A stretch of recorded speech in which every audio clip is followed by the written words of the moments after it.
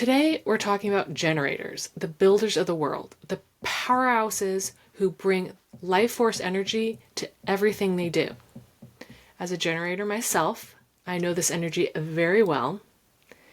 If you're a generator, you have sustainable energy, but only when you're doing things that light you up.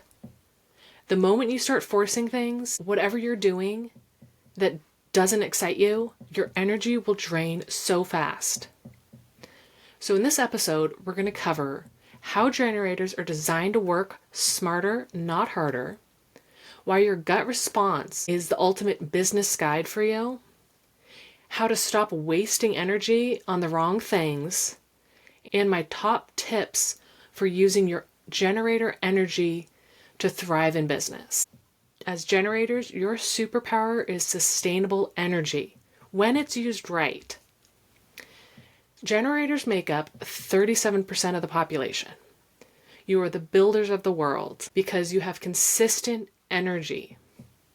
But though you have that life force energy, your energy is not meant to be used on just anything.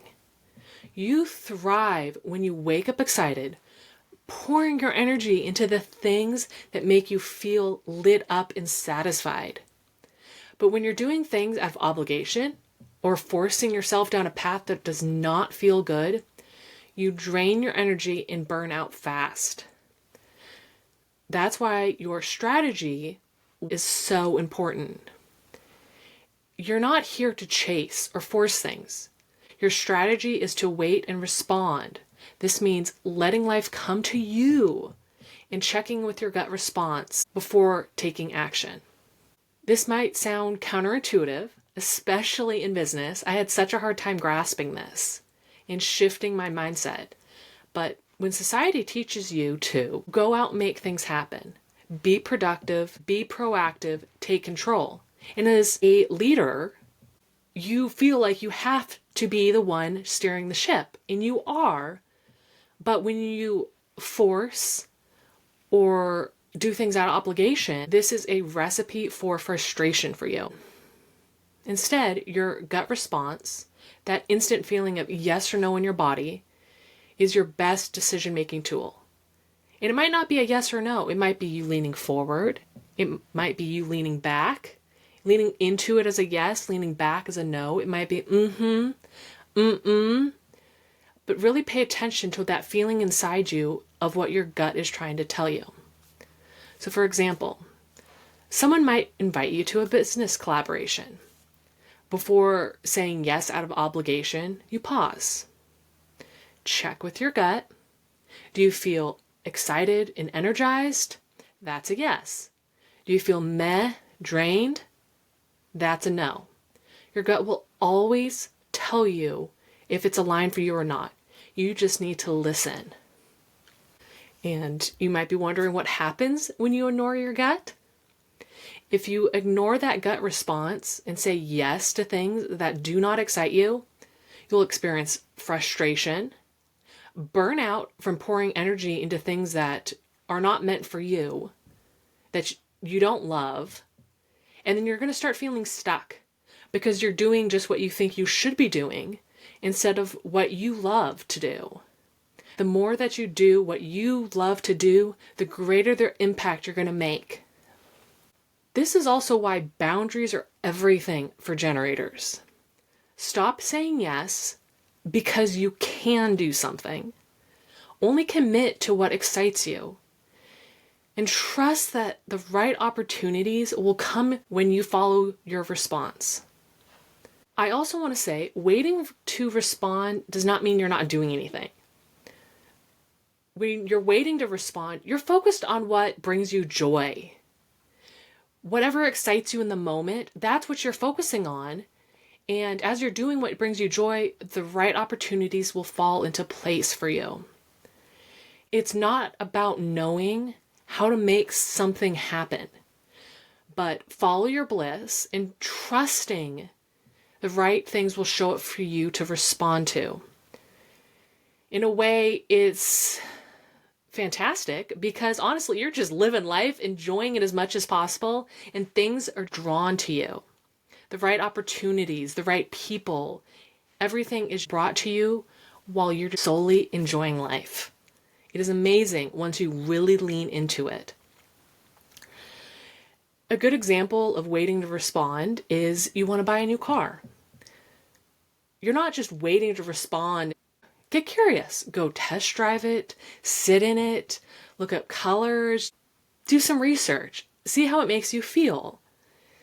And if you're like, yes, this is the right car, then wait to respond to the right opportunity to purchase. Maybe it goes on sale and then instantly like, yep, it's time, let's go buy it. So following what you enjoy and what you want to do is how those opportunities, those right opportunities will be dropped in your lap. So now you might be wondering how you could apply this generator energy in business. Here are my top tips. Let things come to you. Stop forcing. Instead, put yourself in places where opportunities naturally appear. You're not going to have anything to respond to if you're just sitting by yourself all the time. You go to networking events, create content, talk to people about your passions and what lights you up in the moment, and things will naturally be drawn into you. Number 2, before making decisions, check with your gut. Don't say yes out of obligation. Tune in. Do you feel energized? Do you feel drained?